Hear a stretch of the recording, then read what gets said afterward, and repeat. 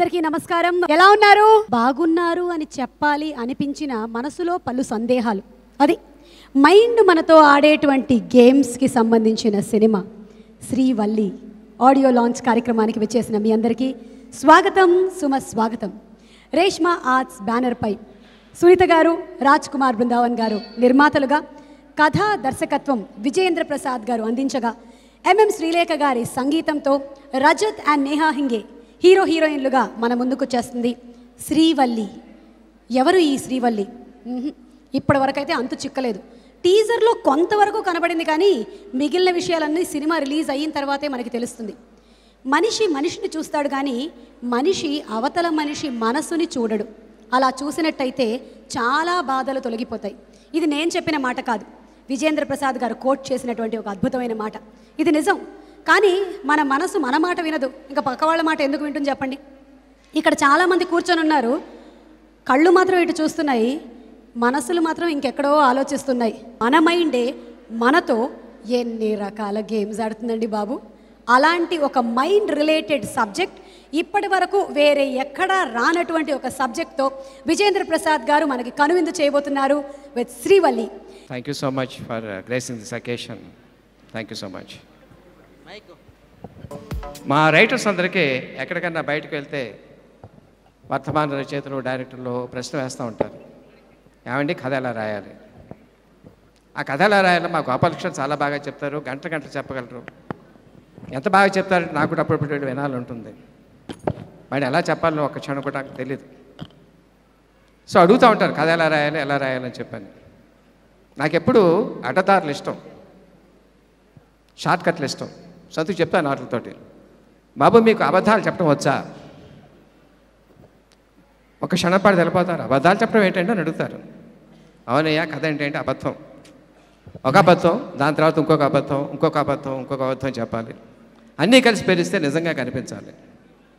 ముందు అబద్ధాలు చెప్పడం నేర్చుకోండి, కథ అదే వస్తుందని చెప్తాను. సరదాగా చెప్తూ ఉంటాను ఇది. ఓసారి అతని దగ్గరికి వచ్చి అడిగాడు, సార్ అబద్ధాలు అలా చెప్పాలి నేర్పండి అని చెప్పాను. 22-23 సంవత్సరాలు ఉంటాయి అబ్బాయికి. నీ గర్ల్ ఫ్రెండ్ ఉందా అని అడిగాను. ఇప్పుడిప్పుడే ట్రై చేస్తున్నానండి, ఓ మంచి గర్ల్ ఫ్రెండ్ దొరికే అవకాశం ఉంది. ఒక పని చేయి, ఒక గర్ల్ ఫ్రెండ్తో సరిపెట్టుకోకు, 2, 3, 4 ట్రై చేయి. ఏడాది తిరిగేసరికల్లా మర్డర్ అయిపోతావు. నువ్వు బతికితే పెద్ద అబద్ధాల కొరకు అయిపోతావు. ఆ తర్వాత నెలకు వచ్చాడు, గర్ల్ ఫ్రెండ్ దొరికింది అన్నాడు.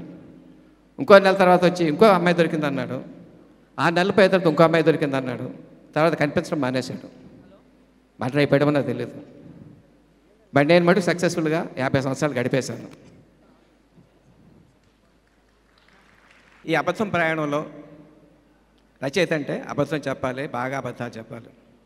అందరికంటే నేనే బాగా అబద్ధాలు చెప్పాలి, తెలుగు సినిమాలు గొప్ప రచయిత అనిపించుకోవాలని చెప్పని 20 సంవత్సరాలుగా పరుగు పందెం పెడుతున్నాను.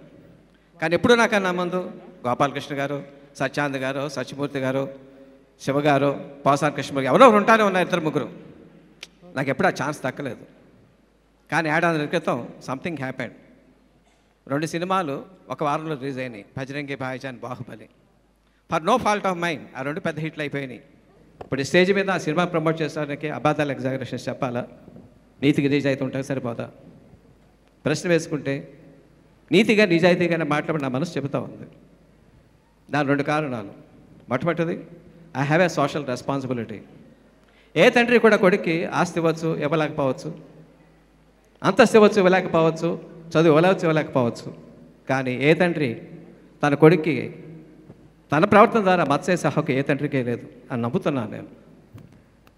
ఈవేళ నా బిడ్డ ఉన్న పొజిషన్కి ఏదో అబద్ధాలు చెప్పి, లేకపోతే వాడితో అబద్ధాలు చెప్పించి సినిమా అమ్మేసి ఆ తర్వాత వయసు బాధపడితే, కొనుక్కున్నవాడు బాధపడితే అది చాలా మహాపాపం. అది చేయకూడదు. ఇంకోటి, ఎంతో మంచి ఉద్దేశంతో మా ప్రొడ్యూసర్స్ ఈ సంస్థ సాధించారు. రేష్మా ఆర్ట్స్ అని పేరు పెట్టారు, వాళ్ళ అమ్మాయి పేరు అది. ఈ సినిమా తీసి వెళ్ళిపోవాలని స్టార్ట్ చేయాలి. వాళ్ళు ఎన్నో సినిమాలు తీయాలి, మనం కూడా మంచి ప్రొడ్యూసర్గా నిలదొక్కోవాలి అన్న సదుద్దేశంతో స్టార్ట్ చేశారు. ఏ సంస్థ కన్నా కావాల్సింది క్రెడిబిలిటీ. మొట్టమొదటి సినిమాలో ఎంత డబ్బు చేసుకున్నారో ముఖ్యం కాదు, సిన్సియర్ అటెంప్ట్ చేశారా లేదా, వయసు బాగుండాలని కోరుకున్నారా లేదా అని కోరుకుంటే ఆటోమేటిక్గా బయర్స్ వాళ్ళు బాగుండాలని కోరుకుంటారు, 4 కాలాల పట్టి నిలబడతారు. అయితే అడ్డదారులు నొక్కకపోతే డబ్బు సంపాదించలేమా అంటే దానికి డబ్బే సాక్ష్యం చెప్తా ఉంది. మీరే కరెన్సీ నోట్ తీసుకోండి, 5 రూపాయలు అవచ్చు, 10 రూపాయలు అవచ్చు, 50 కావచ్చు, 100 కావచ్చు, 500 కావచ్చు, 1000 కావచ్చు, 2000 కావచ్చు. అశోక్ చక్రం ఉంటుంది, దాని మీద సత్యమేవ జయితే దాని కింద రాసి ఉంటుంది. సో నిజానుకున్న వాల్యూ దేనికే లేదు. డబ్బులు తక్కువగా రావచ్చు, ఆలస్యంగా రావచ్చు, వచ్చింది మన దగ్గర ఉంటుంది, ఎక్కడికి వెళ్ళదు. సో ఈ స్టేజ్ మీద నేను నిజమే మాట్లాడతాను, అబద్ధాలు మాట్లాడు. ఒక సినిమా చూడాలంటే, సినిమా ప్రేక్షకుడు రావాలంటే ఏం ఉండాలి సినిమాలో సినిమా ప్రేక్షకుడు సినిమాకి రావాలంటే సినిమాలు ఏమి ఉండాలి? సినిమాలో డాన్సులు ఉండాలి, లేదు. పాటలు ఉండాలి, లేదు. మంచి ఫైట్లు ఉండాలి, అస్సలు లేవు. గ్రాఫిక్స్ ఉండాలి, ఉన్నాయి, అవి ఉన్నాయి. హీరో లేడు, హీరోయిన్ అంటే స్టార్ లేదు, స్టార్ హీరోయిన్ లేదు. బట్ ఏముంది సినిమాలో? ఎందుకు వచ్చి చూడాలి సినిమాని? కథ లేని సినిమా లేదు. మన పూర్వీకులు దగ్గర నుంచి ఇంతవరకు కూడా కథ మీద సినిమా ఆడించారు.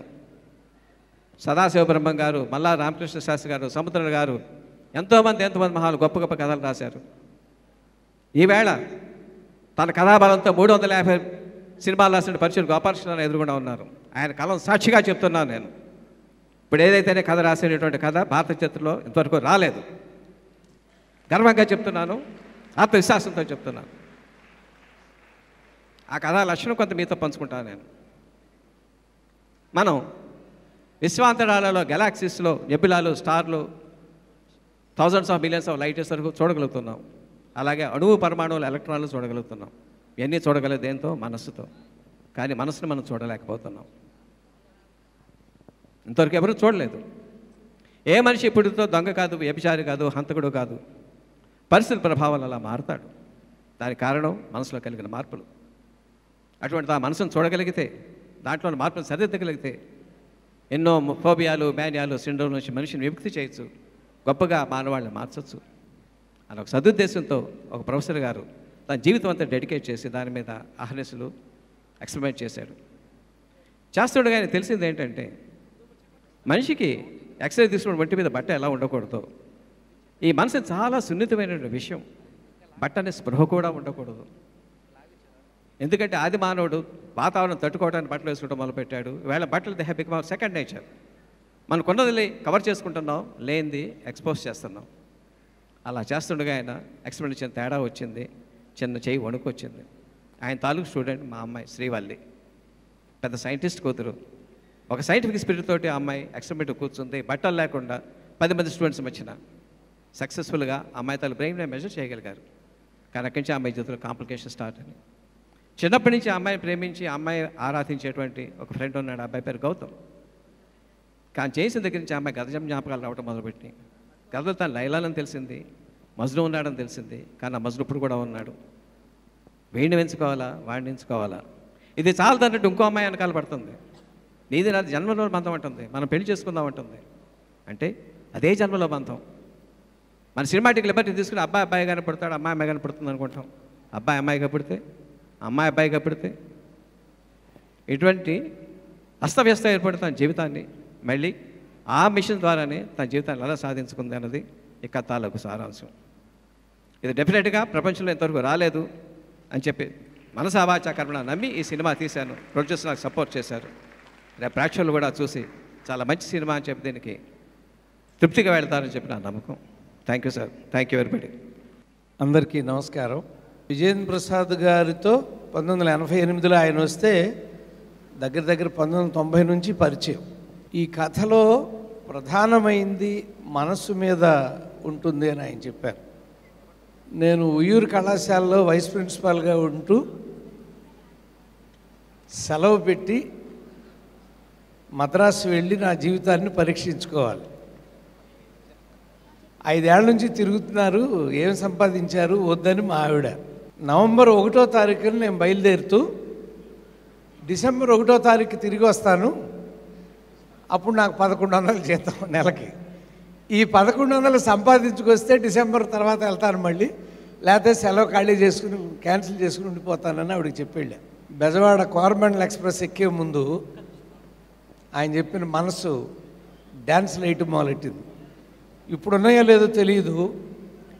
అప్పుడు స్టేషన్లో వెయిటింగ్ మిషన్స్ ఉండేవాడు. ఆ వెయిటింగ్ మిషన్ మీద ఎక్కితే చిన్న కార్డు వచ్చేది మనకి. మద్రాసు వెళ్తున్నానని మళ్ళీ మనసు వెళ్ళి దాని మీద నిలబడగానే ఒక కార్డు బయటకు వచ్చింది. అలా తీసి చూసా.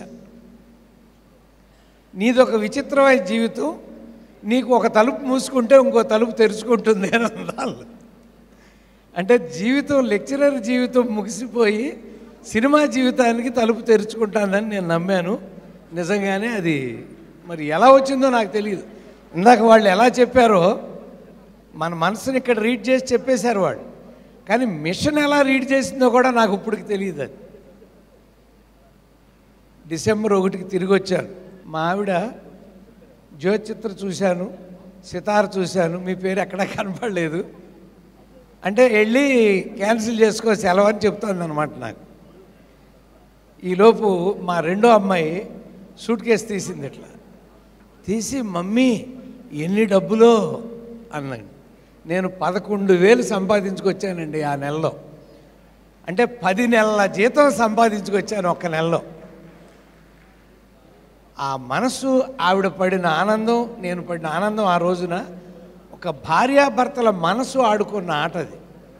ఇక్కడ ఈయన ఒక గురు శిష్యులు ఆడుకున్న ఆట మీద ఒక కథ తయారు చేయటం. బ్రదర్, చాలా రిస్క్ చేసావు నువ్వు. ఇది మాత్రం అబద్ధం కాదు, నిజం. ఎందుకంటే ఒక మానవ మనస్తత్వం మీద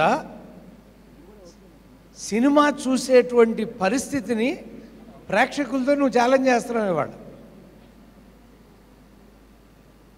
మధ్యలో మేము డైరెక్టర్లు అయ్యాము నీలాగే.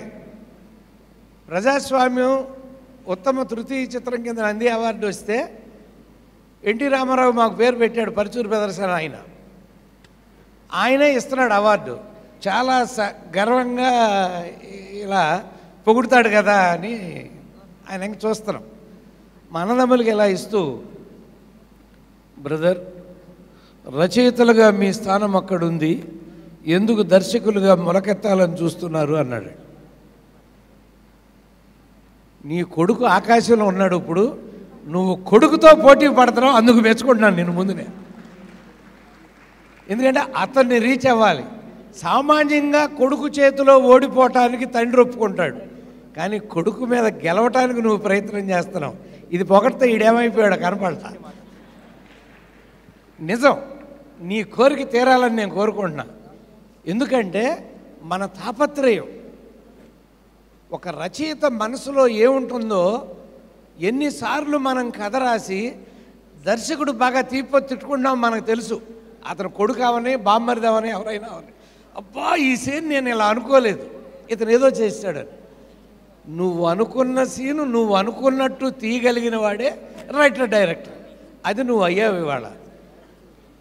నిజంగా ఈ సినిమా మానవ మనస్తత్వం మీద తీయబడిన ఒక అద్భుతమైనటువంటి ఈ సినిమా ప్రేక్షకులు ఆశీర్వదించాలని నేను కోరుకుంటున్నా. నా పాట నాకే చాలా అందంగా అనిపించింది ఇప్పుడు విన్నప్పుడు. మా తమ్ముడు చేసిన ఎక్స్పెరిమెంట్ సక్సెస్ కావాలని, దానిలో ఈ నిర్మాతలు మొత్తం ఎంటైర్ టీం సంతోషపడాలని ఆశీర్వదిస్తున్నా. Thank you so much. Jakkanna అంతకుముందు నా గతిని గమనాన్ని మారిస్తే స్టూడెంట్ నెంబర్ 1, అక్కడి నుంచి ఆ తర్వాత ఒక 14 సంవత్సరాల తర్వాత మళ్ళీ నా గతిని గమనాన్ని మార్చింది మా పెద్ద ఆయన. సార్ నిజం, ఇది వాస్తవం. క్యారెక్టర్ దీంట్లోకి ఆయన చెప్పి, లేదు మీరు చెయ్యాలి, మీరు చేస్తే బాగుంటుంది అని చెప్పేసి ఆయన చనువు కొద్ది రాజీవ్ అనగానే సరే సార్ కరెక్ట్గా రోజు పడుకోన్నా ఇంట్లో. ఇది చెప్పొచ్చో లేదో తెలియదు కానీ ఇంట్లో ఏదన్నా ఆయన మార్నింగే ఫోన్ చేశారు. ఫోన్ చేసి ఎక్కడున్నారు సార్, ఇక్కడ ఇంటి దగ్గర ఉన్నానండి, ఈ క్యారెక్టర్ మీరు చేయాలి అంటే సర్లే బయలుదేరుతున్నా సార్, ఇక్కడి నుంచి 1.5 గంట టైం పడుతుంది నాకు అక్కడ రావడం, సంజీవ్ రెడ్డి నగర్ రావడానికి. వెళ్ళాను. ఆయన అనుకున్న విజువల్ ఎవ్రీథింగ్, ఎమోషన్ కానీ ప్రతిదీ చక్కగా డబ్బింగ్ చెప్పేటప్పుడు తెలిసింది. ఆ చేసేటప్పుడు నాకు పెద్దగా తెలియలేదు. ఆయన పిలిచాడు, వచ్చాను, ఏదో ఆయన అడిగాడు నన్ను, నేను చేసేసి నా జాబ్ చేసి వెళ్ళిపోవాలనుకున్నాను. బట్ డబ్బింగ్ చెప్పేటప్పుడు మాత్రం yes, he's a maniac, he's the magician, he's the main magician behind Jakkanna also, you know that. And he will fight with his son and he will win, he will conquer, he will say చాలా సబ్డ్యూడ్గా చాలా సెటిల్గా I have one అని చెప్పేసి వెళ్తాడు గ్యారంటీగా ఈ సినిమాతోటి. అందరికీ నమస్కారం అండి. ఇప్పుడు విజయేంద్ర ప్రసాద్ గారి గురించి ఒకటి చెప్పాలి. నాకు ఆయనతో ఆ ఫ్యామిలీతో గత 30 సంవత్సరాల సంబంధం ఉంది. ఆయన గురించి ఆయన ఒక ఇన్స్పిరేషన్.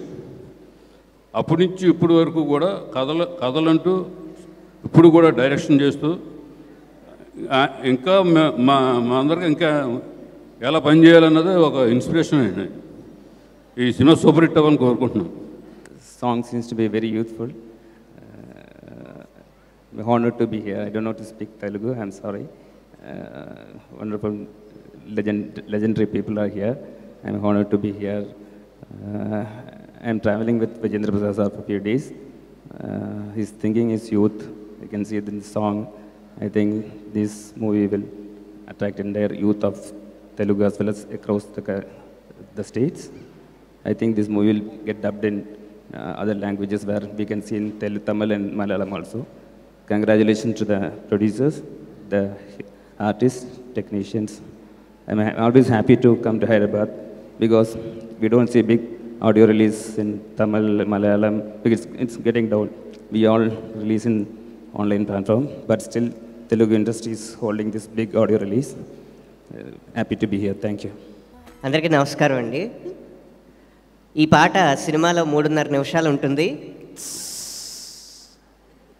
అడుగయ్యా డైరెక్టర్ గారు అడిగా ఉంటే ఓకే. ఈ పాట సినిమాలో 3.5 నిమిషాలు ఉంటుంది. ఈ పాట రాయడానికి నాకు 3 నిమిషాలు పట్టింది.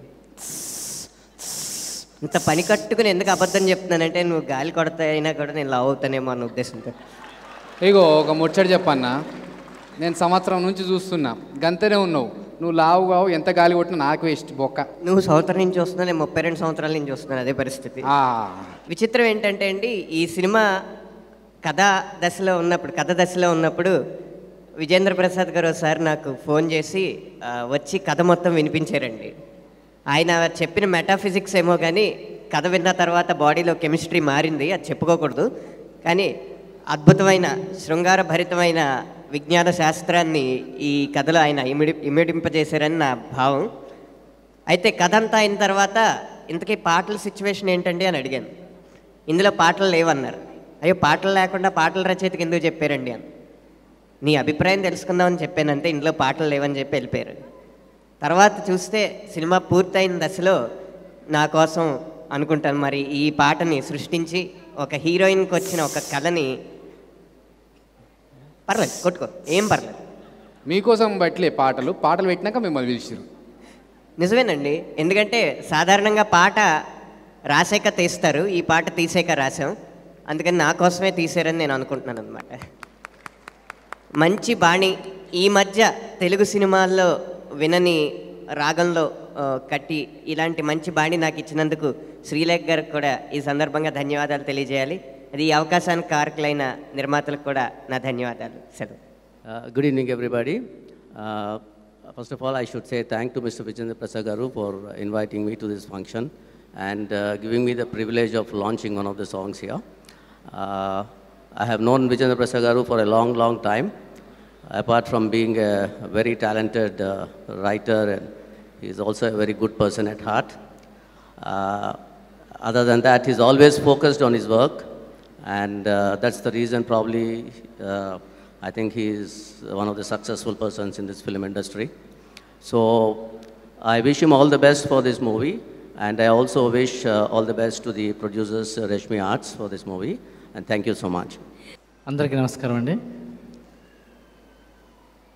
అందరూ విద్యావంతులు, ప్రతిభావంతులు, గొప్ప వ్యక్తిత్వం, ఉత్తమోత్తమైన సంస్కారం ఉన్న కుటుంబం విజయేంద్ర ప్రసాద్ గారి కుటుంబం.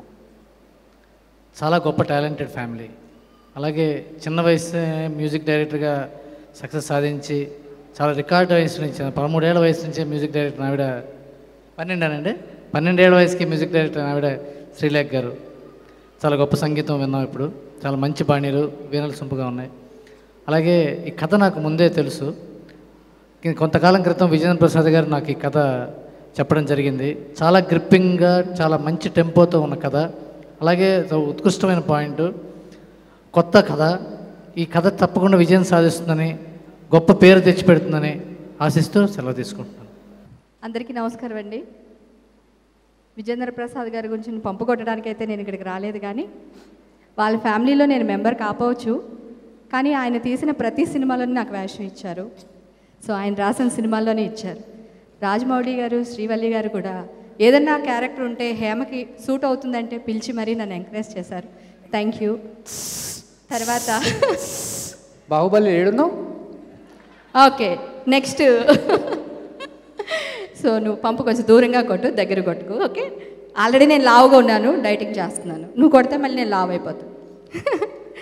అలాగే ఈ డైరెక్టర్ గారి సినిమా యూత్కి బాగా నచ్చుతుందండి.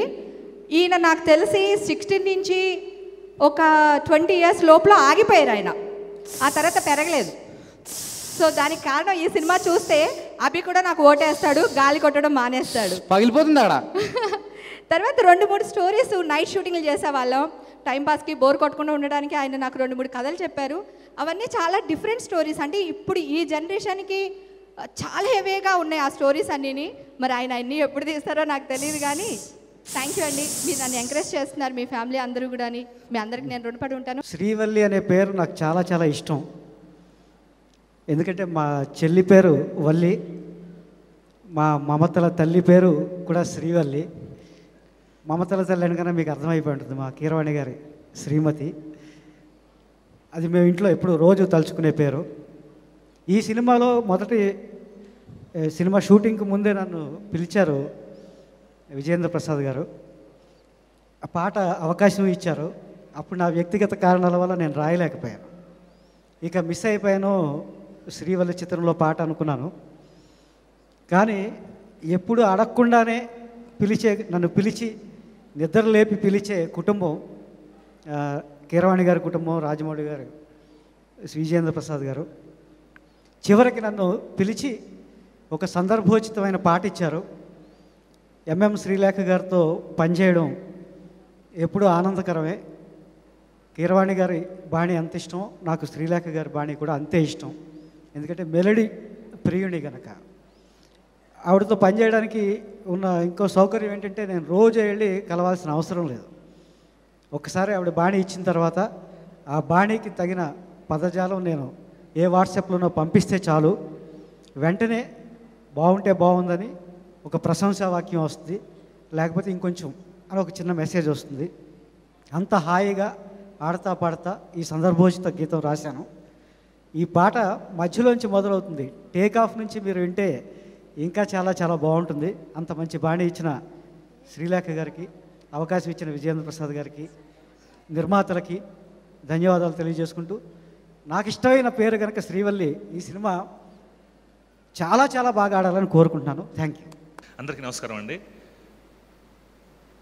ఈ ఫంక్షన్ నిజంగా నాకు బాగా, నేను దాదాపు 1.5 hours నుంచి కూర్చున్నాను, ఎంజాయ్ చేస్తుంది. ఏంటంటే రచయితలు అందరూ కలవడం అనేది చాలా బాగుంది నాకు. రెండోది, రచయిత సినిమా తీస్తున్నారు అనగానే ఆ సినిమాలో మంచి కథ ఉంటుంది, ఇదొక నమ్మకం. అన్నిటికీ మించి తెలుగు సినిమాని నెక్స్ట్ లెవెల్కి తీసుకెళ్ళిన కథ రచయిత సార్. బజరంగి భాయిజాన్ ఆ సినిమా చూస్తున్నంతసేపు ఎన్నిసార్లు ఏడ్చానో నాకే తెలీదు. I'm a very big fan of you అండి. ఆ సినిమా సంబంధించి అంటే ఆయన రాయని, టచ్ చేయని కథలు లేవు. మాస్ కథలు రాశారు, రాజన్న లాంటి సినిమా రాశారు, బాహుబలి లాంటి సినిమా అది చేస్తున్నారు. అద్భుతమైన మానవీయ విలువలు ఉన్న బజరంగి భాయిజాన్ లాంటి కథ.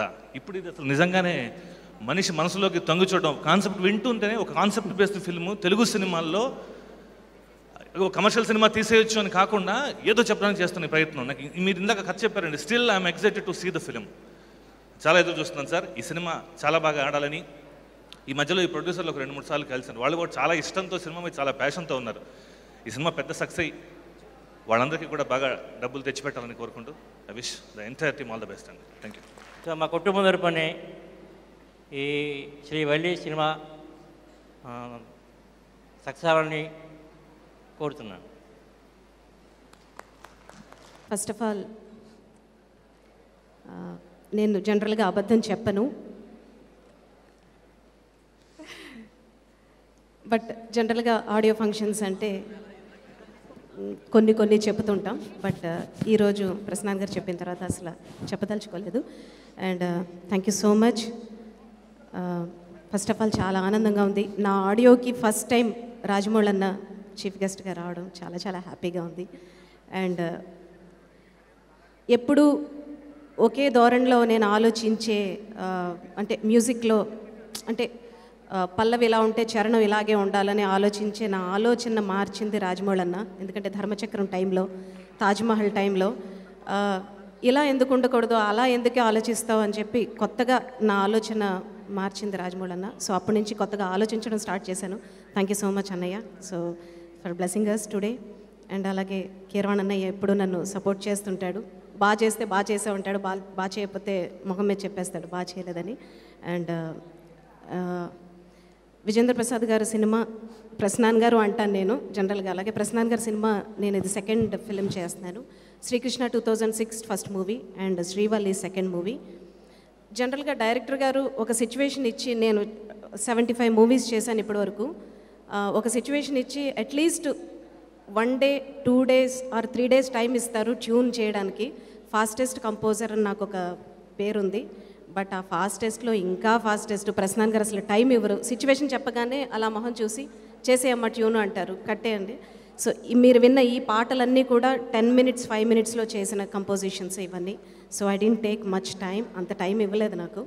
అండ్ ప్రతిదీ కూడా అలా చేసింది. అండ్ దీంట్లో చెప్పాల్సింది అది నా గొప్పతనం కాదు, ప్రసన్నాన్ గారు నా మీద ఉంచిన నమ్మకం. ఆ నమ్మకాన్ని నేను వమ్ము చేయలేదని నమ్ముతున్నాను. ఈ మ్యూజిక్ రిలీజ్ చేస్తున్న ఆదిత్య వారికి థ్యాంక్ యూ సో మచ్. చాలా సరికొత్తగా ఉండే సన్నివేశాన్ని విజయేంద్ర ప్రసాద్ గారు చెప్పి పాట రాయమన్నారు. శ్రీలేఖ చాలా చక్కగా ప్రయోగాత్మకంగా ఉండే ట్యూను ఇచ్చింది. ఈ సినిమాకి ఘన విజయం కలగాలని దర్శక నిర్మాతలకి అద్భుతమైనటువంటి విజయం చేకూరాలని నేను కోరుకుంటున్నాను. ఆ విజయం కలిగేటువంటి ఆ లక్షణం ఈ వేదిక మీదే నాకు స్పష్టంగా కనిపించింది. ఎందుకంటే ధైర్యే సాహసే లక్ష్మి అంటారు. అలాగే సత్యానుసారిణి లక్ష్మి, సత్యాన్ని అనుసరించి లక్ష్మి అనుగ్రహిస్తుంది. ఒక ప్రయోగాత్మకంగా ఏదన్నా చేయాలంటే ఏ రంగంలో అయినా ముందు దమ్ము ఉండాలి, సాహసం ఉండాలి, ధైర్యము సాహసంతో పాటుగా నిజాయితీ ఉండాలి. అలా ఆయన చాలా అద్భుతంగా రెగ్యులర్గా జరిగే ఆడియో ఫంక్షన్లకి చాలా విభిన్నంగా, చాలా నిజాయితీతో ఇంత చక్కని కార్యక్రమాన్ని రూపకల్పన చేయటంతోనే ఆయన ఆ ఆత్మవిశ్వాసం తెలుస్తోంది. దీనికి అద్భుతమైనటువంటి విజయం కలుగుతుందని నేను విశ్వసిస్తున్నాను. అలా కలగాలని కోరుకుంటున్నాను.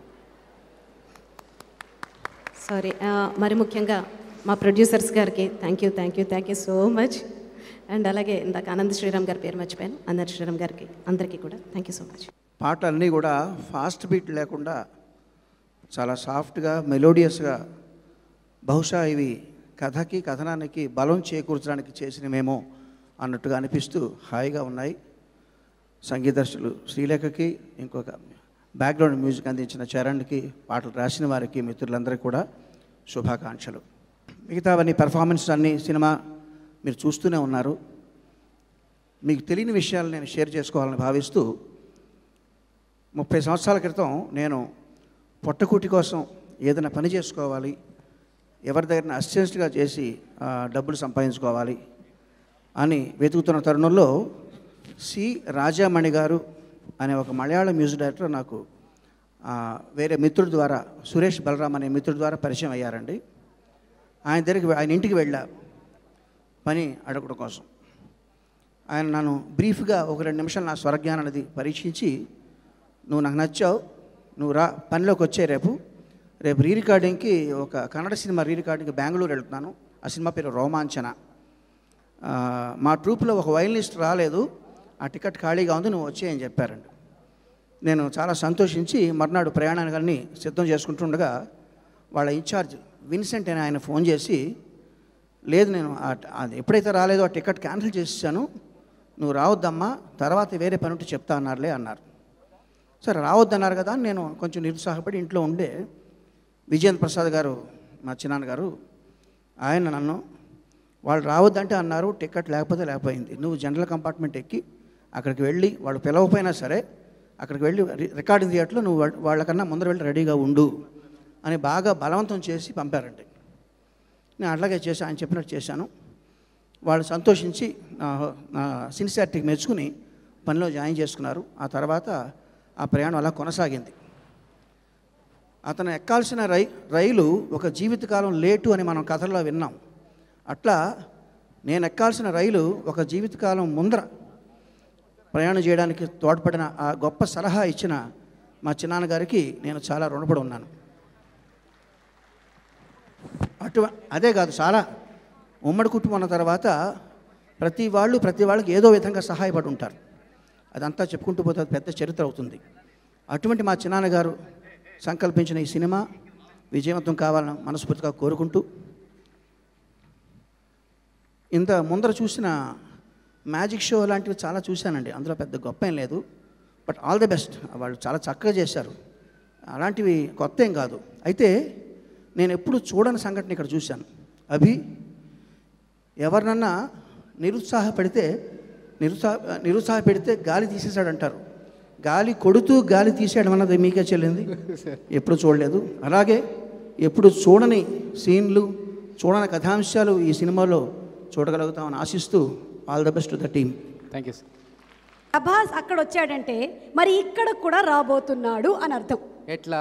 ఎట్లా అంటే ఒక స్పెషల్ విష్ పంపించాడు. చూద్దాం ప్రభాస్ ఏం చెప్పాడు. I all ready to see the Baahubali rebel star, the young rebel star Prabhas ఏమన్నాడు? విజేంద్ర ప్రసాద్ గారు నాకు 10 సంవత్సరాలు తెలుసు. We are family now. అండ్ ఆయన నాకు లైఫ్లో గుర్తుండిపోయే సినిమా ఇచ్చారు బాహుబలి. అండ్ ఎనీ ఫిలిం ఆడాలంటే it is the most important is writer. నాకు ఫస్ట్ రాజమౌళి గారు విజేంద్ర ప్రసాద్ గారు చెప్పిన లైన్ 10 minutes చెప్పారు. I can still remember that day. Rebel shoot డబ్బింగ్లో ఉండగా చెప్పారు. సో ఆల్మోస్ట్ ఒక 1-2 hours అసలు ఆ లైన్ నుంచి బయటికి రాలేకపోయాం. ఓన్లీ లైనే ఆయన అంత ఇంపాక్ట్ ఇచ్చారు. And we felt it's going to be very big film. And ఆ రోజు విజేంద్ర ప్రసాద్ గారు గురించి చాలాసేపు కొడుకున్నాం నేను, రాజమౌళి గారు. ఆయన ఎలా ఆలోచించారు అసలు ఇలాగని. అండ్ ఇది Baahubali is created history and he wrote it, ఆయనే రాశారు ఆ కథ. అండ్ అదే టైంలో బజరంగి భాయిజాన్ 1 weekలో India's biggest blockbusters just 1-2 weeksలో రావడం అనేది ఇట్స్ ఐ థింక్ ఇలా ఇండియన్ హిస్టరీలో ఎప్పుడు జరగలేదు. హిస్టరీలో నిలబడిపోయే 2 సినిమాలు. అండ్ గ్రేటెస్ట్ రైటర్తో వర్క్ చేయడం నా అదృష్టం. And he's directing now Srivalli అనే film. It's a scientific thriller, very interesting to hear. Director Vijendra Prasad garu, producer Raj Kumar garu, Suneeth గారికి all the very best. And all the best to the whole team. Hope this will be a very big blockbuster. ఎప్పుడు నాకు విజేంద్ర ప్రసాద్ గారు, రాజమౌళి గారు family అంటే భారతదేశంలో cinema అంటే ఇంతకంటే passion, ఇంతకంటే ప్రేమ ఉన్న ఫ్యామిలీ ఉండదేమో అనిపిస్తూ ఉంటుంది. ఎప్పుడు నేను మిర్చి చేసేటప్పుడు ప్రభాస్ కూడా చెప్తుండేవాడు, ఇంకా ఏదైనా సినిమానే, సినిమా గురించి అంతకంటే ఎవరు ఆలోచించలేరేమో అని చెప్తూ ఉన్నప్పుడు నేను కూడా వాళ్ళలాగా ఉండడానికి ఎప్పుడు ట్రై చేసి ఉంటాను, కానీ ఉండలేను. అండ్ ఒకే ఫ్యామిలీలో అంటే ఇద్దరు ఇన్స్పిరేషన్స్గా ఉండటం చాలామందికి చాలా కష్టం. అంటే నేను రైటర్ డైరెక్టర్ని కాబట్టి నేను ఎప్పుడు రాజమౌళి గారు అంత పెద్ద పెద్ద సినిమాలు తీయాలని ఎప్పుడు అదే ప్రయత్నం, అదే గోల్లో ఉంటాను. అండ్ రైటర్గా ఎప్పుడు విజేంద్ర ప్రసాద్ గారు అంత గొప్ప కథలు రాయాలనుకుంటూ ఉంటాను, అంత క్యాన్వాస్ ఉన్న సినిమాలు. దెన్ జనరల్గా ఒక జనరేషన్లో ముందు జనరేషన్ వాళ్ళు నెక్స్ట్ జనరేషన్కి కొంచెం తగ్గుతూ ఉండటం చూస్తుంటాం ఎప్పుడు మనం ఇండియన్ సినిమాలో. మేము అప్పుడు విజేంద్ర ప్రసాద్ గారు రాసిన సినిమాలు బొబ్బిలి సింహం, సంవత్సరమారెడ్డి మేము చదువుతున్నప్పుడు చూసాం. సో ఆ సినిమాలు చూస్తూ తర్వాత మేము ఇండస్ట్రీకి రావటం, సో డెఫినెట్గా కొంచెం తగ్గుతారేమో అనుకున్నాం. బట్ ఆ తర్వాత వాటికంటే గొప్ప సినిమాలు రాస్తూ ఎప్పటికప్పుడు నెక్స్ట్ జనరేషన్స్కి అంటే ఇంతకంటే పెద్ద ఇన్స్పిరేషన్ ఉండరేమో సార్ రైటర్స్కి. ఏ సినిమాకి ఆ సినిమా, ఈ సినిమా వస్తుందంటే ఈ కథ ఏ జానర్ ఉండిపోతుందో, ఎంత క్యాన్వాస్లో ఉండిపోతుందో, ఎన్ని ఎమోషన్స్ ఉండిపోతున్నాయో అని. ఇప్పటి వరకు నేను ఇండస్ట్రీకి వచ్చినప్పటి నుంచి మీ కథల గురించి ఎప్పుడు అలా వెయిట్ చేస్తుండేవాడిని. నా ఇప్పుడు శ్రీవల్లి అంటే ఈ వయసులో, అంటే వయసు ఎందుకన్నానంటే ఇంత వయసు వచ్చిన తర్వాత అంటే ఇంత మోడర్న్ కాన్సెప్ట్తో అంటే ఇంత అడ్వాన్స్డ్ థాట్స్ ఉన్నాయా మీ దగ్గర అని. సో నెక్స్ట్ జనరేషన్స్కి మీరు ఎప్పుడు ఇంకా ఇంతకంటే గొప్ప గొప్ప ఆలోచనలతో సినిమాలు తీయాలని కోరుకుంటూ ఈ సినిమా చాలా పెద్ద విజయం సాధించాలని. అండ్ శ్రీలేఖ గారు మీ పాటలు నాకు అప్పట్లో ధర్మచక్రం పాటలు నాకు చాలా ఇష్టం. ఎవరు very talented musician, all the very best. And ఈ సినిమాలో యాక్ట్ చేసిన అందరికీ ఆల్ ది బెస్ట్ చెప్తూ నాకు ఈ అవకాశం ఇచ్చిన విజయన్ ప్రసాద్ గారికి, నిర్మాతలకి మరొకసారి థ్యాంక్స్ చెప్పుకుంటూ థ్యాంక్ యూ ఆల్. ఇప్పుడు ఆడియో లాంచ్ కార్యక్రమానికి వేదికపైకి ముందుగా నిర్మాతల్ని ఆహ్వానిస్తున్నాము. సునీత గారు అండ్ రాజ్ కుమార్ బృందావన్ గారు to please come on stage. దర్శకులు రైటర్ శ్రీ విజేంద్ర ప్రసాద్ గారిని సగౌరవంగా వేదికపైకి ఆహ్వానిస్తున్నాము.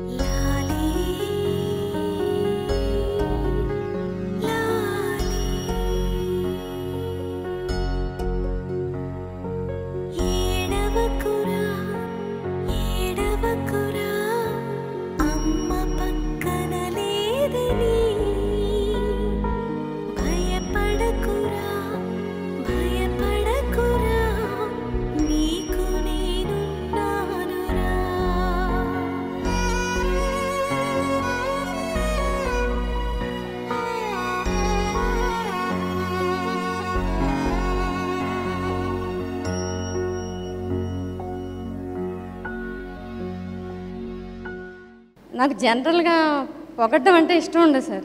ఎందుకంటే నాకు ఎప్పుడు చిన్నప్పుడు సినిమా చూశానండి, ముత్యాల ముగ్గు అని. పొగుడుతూ ఉంటే రావు గోపాలరావు గారు పక్కన వాయిద్యాలతో ఒకళ్ళు ఉంటారనమాట. ఎవరన్నా వచ్చి ఆయన పొగుడుతూ ఉంటే వాళ్ళు వాయిస్తూ ఉంటారు. సో నేను ఏది చెప్పినా నా మనసులో ఏమనుకుంటున్నాను అదే చెప్తున్నాను సార్. నాకు గ్యాస్ కొట్టాల్సిన అవసరం ఏమి ఉండదు. నా సినిమా గురించే మాట్లాడాలి కానీ ఈ వేదిక మీద అనుకోకుండా ఒక అదృష్టం కలిగింది, ఇంత పెద్ద పెద్ద మనుషుల గురించి మాట్లాడే అవకాశం. సో ఒక 2 నిమిషాలు నా మనసులో మాటను చెప్పాలనుకుంటున్నానండి. మేము ఈ సినిమా తీస్తున్నప్పుడు మాకు పెద్ద పండగ వచ్చిందండి. అదేంటంటే బాహుబలి పండగ. అది ప్రపంచంలో ఉన్న అందరి తెలుగు వాళ్ళ పండగ అండి. అది దానికోసం చాలామంది సంబంధం లేని వాళ్ళు కూడా ప్రార్థనలు చేశారండి అది పెద్ద హిట్ అవ్వాలని. తెలుగు అంటే ఇది అని ప్రపంచానికి చాటి చెప్పిన సినిమా సార్ అది. సో ఆ పండగ వచ్చినప్పుడు మేము చాలా బిజీగా ఉన్నామండి. మా చుట్టాలకి అందరికీ సినిమా టికెట్లు ఇవ్వడానికి, ఎందుకంటే దాని రైటర్ మా డైరెక్టర్ గారు కాబట్టి ఒక 15-20 రోజులు చాలా బిజీగా ఉన్నాను సార్ మేము. ఆ సినిమాని నేను 10 సార్లు చూశాను సార్. థియేటర్లో టికెట్ కొనుక్కునే ఫ్రీగా వెళ్ళలేదండి. ఎప్పుడు నాకు బోర్ కొడితే అప్పుడు ఆపేద్దాం అనుకున్నానండి. 10 సార్లు చూసినా ఇంకా చూడాలనిపించింది తప్పితే ఇంకెళ్ళిపోదాం బయటకు అని అనిపించలేదు సార్. రాజమౌళి గారు నిజంగా ఇలాంటి సినిమాలు ఇంకా ఎన్నో తీయాలి సార్ మాలాంటి ప్రేక్షకుల కోసం. అండ్ ఈ సినిమా గురించి చెప్పాలంటే సైన్స్ గురించి సార్. ఇది సైన్స్ అంటే సైన్స్ లేకపోతే ఏమవుద్దో మనం చెప్పలేమండి. రాతి యుగం నుంచి స్మార్ట్ ఫోన్స్ వచ్చిన యుగం దాకా మనం ఇలా బతుకుతున్నాము అంటే దానికి శాస్త్రవేత్తలే కారణం అండి. ఏ శాస్త్రవేత్త అయినా ఏదైనా కనుక్కునేటప్పుడు ఒక మంచి జరగాలనే ఆయన ప్రయత్నం చేస్తాడు సార్. కానీ ప్రతి మంచి వెనక దాన్ని చెడుగా తీసుకునే వాళ్ళు చాలామంది ఉంటారండి. లైక్ మనకి ఒక ఫోన్ లేనప్పుడు మనిషి ఎలా బతికాడో అనిపిస్తుంది అండి. అంత మంచి కమ్యూనికేషన్ అది. అది లేనప్పుడు ఉత్తరాల ఎలా వెళ్ళేవారు, ఉత్తరాలు లేని ముందు ఎలాగా అని. అలాగే ఫోన్ వచ్చి మన జీవితాన్ని చాలా ఈజీ చేసింది సార్. ప్రపంచాన్ని మన అరిచేతులకు తీసుకొచ్చిందండి. అదే ఫోన్ వల్ల మనకు చాలా డిసడ్వాంటేజెస్ కూడా ఉన్నాయి సార్. దాన్ని మిస్యూజ్ చేసుకునే వాళ్ళు కూడా చాలామంది ఉన్నారు.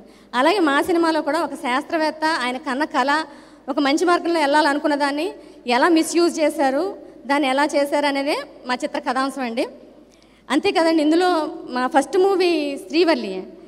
ఈ శ్రీవల్లి అనేది ఒక అమ్మాయికి సంబంధించిందండి. ఆడవాళ్ళు మనసు పడితే ప్రాణం ఇవ్వగలరు సార్, ఏమైనా చేస్తారు.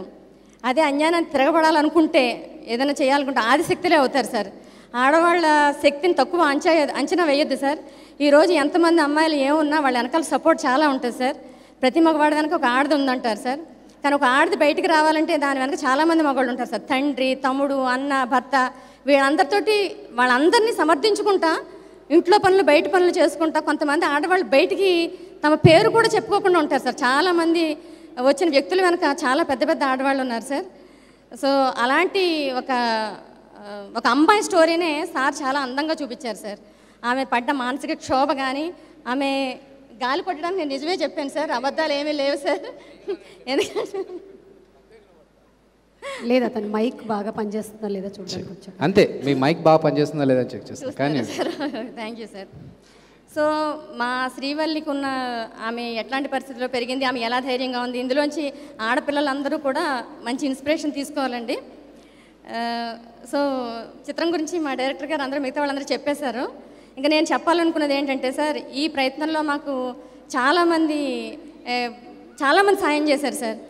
కొంతమందిని ఫోన్లో అప్పుడప్పుడు విసిగిస్తూ ఉంటాను, ఎందుకంటే నాకేం తెలియదు కాబట్టి, నేను తెలుసుకోవాలనుకుంటాను కాబట్టి. అలాగే నేను పేర్లు చెప్పలేని వాళ్ళు, చెప్పడానికి ఇష్టపడని వాళ్ళు చాలామంది ఉన్నారు సార్. వాళ్ళందరికీ నా హృదయపూర్వక థ్యాంక్స్ అండి. అలాగే నేను పిలిచిన వాళ్ళు, రాగలిగిన వాళ్ళు, రాలేకపోయిన వాళ్ళు, వద్దాం అనుకుని రాలేకపోయిన వాళ్ళు అందరికీ చాలా థ్యాంక్స్ సార్. ఇది అబద్ధం కాదు సార్, నిజమే. చాలా థ్యాంక్స్ అండి. సో మమ్మల్ని ఇలా ఆదరించాలని నేను మీ అందరిని రిక్వెస్ట్ చేసుకుంటున్నాను సార్. మా ఆహ్వానాన్ని మన్నించి వచ్చిన ఇంత పెద్ద పెద్ద డైరెక్టర్స్ అందరికీ కూడా మీ ముందు మాట్లాడడానికి కూడా మాకు ఇంకా మేము ఓనమాలు నేర్చుకుంటున్నాం సార్. చాలా థ్యాంక్స్ అండి. Thank you very much sir అందరికీ. Thank you. అందరికీ నమస్కారం అండి. నేను ఈ స్టేజ్కి రావడానికి చాలా కష్టపడ్డాను, కానీ ఈరోజు ఈ స్టేజ్కి రావడానికి కారణం మా విజేంద్ర ప్రసాద్ గారు, శ్రీలేఖ గారు. ఆల్రెడీ విజేంద్ర ప్రసాద్ గారికి శ్రీకృష్ణ 2006లో 2 సాంగ్స్ రాశాను. ఈరోజు ఈ అవకాశం కల్పించిన శ్రీలేఖ గారికి ధన్యవాదాలు తెలుపుకుంటున్నాను. నిజంగా టైం ఇవ్వలేదండి, 11 గంటలకు ఫోన్ చేసి పాట అన్నారు, 12:30కి పాట అయిపోయిందండి. లాస్ట్గా మీరు శివుడి మీద చూసిన సాంగు నేను బాగా రాశానని ఫీల్ అవుతున్నాను. ఇంత గొప్ప సినిమాలో నాకు అవకాశం ఇచ్చిన వాళ్ళందరికీ, సుమ గారికి కూడా థ్యాంక్స్ చెప్పుకుంటూ ధన్యవాదాలు. Good evening, everyone. First of all, I'd like to thank all of you, all the chief guests who have come here to grace this evening. I'm really privileged to be standing among you. Valli is a very special experience for me because it's the journey that counts. What you see is the end product, but we have really worked hard for it.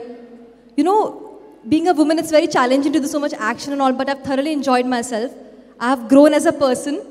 I have grown as an individual. It has made me stronger mentally and physically, and my parents are really proud for me for that. And they have really supported me. My producers, my director has supported me all throughout this journey, which has made this entire journey really special for me. So thank you so much, and I wish lots of luck and love for all of you. Thank you so much. Thank you. ఇక్కడ విచ్చేసిన అందరికీ చాలా thanks అండి. ముఖ్యంగా మా ఆహ్వానాన్ని మన్నించి వచ్చిన రాజమౌళి గారికి, కొరటాల శివ గారికి, ప్రసాద్ గారికి, కీరవాణి గారికి అందరికీ చాలా థ్యాంక్స్ అండి.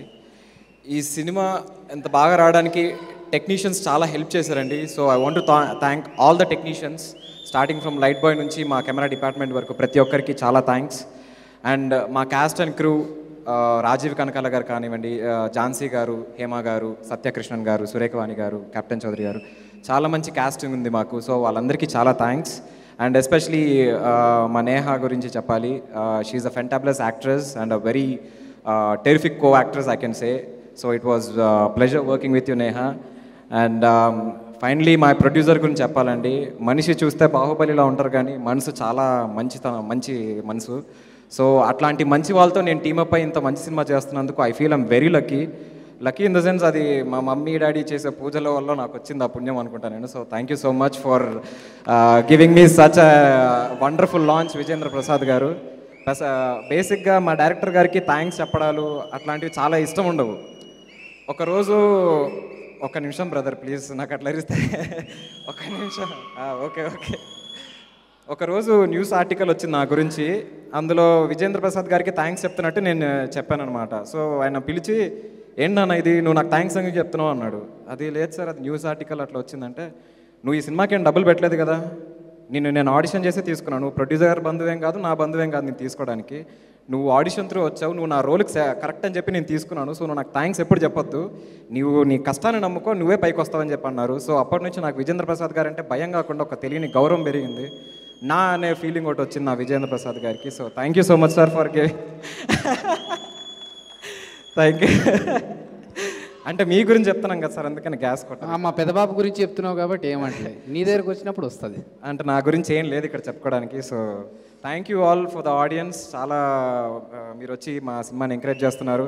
And I always wanted this kind of a platform for my film, especially Suma garu anchoring చేయడం. I always dreamed about it. So finally my dream has come true with beautiful 2 persons around Raj Kumar garu and Vijendra Prasad గారు and Rajamouli గారు, కొరటాల శివ గారు. Thank you so much for once again coming.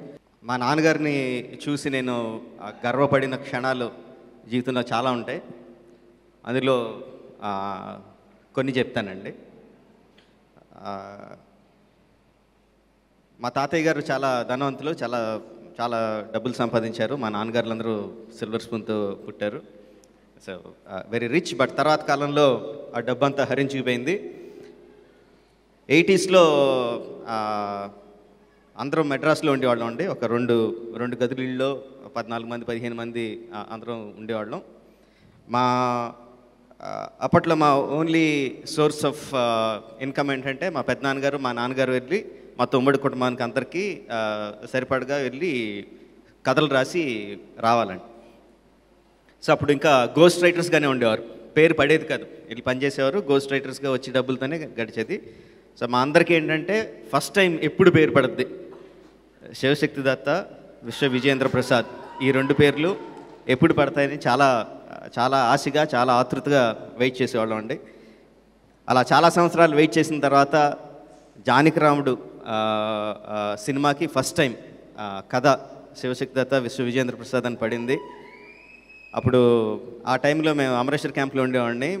Manvi వెళ్ళి పక్కన town 15 కిలోమీటర్ల దూరంలో ఉన్న town sitar పుస్తకం కొనుక్కొని ఆతృతగా ఓపెన్ చేసి చూసేవాళ్ళం ప్రతి వారం.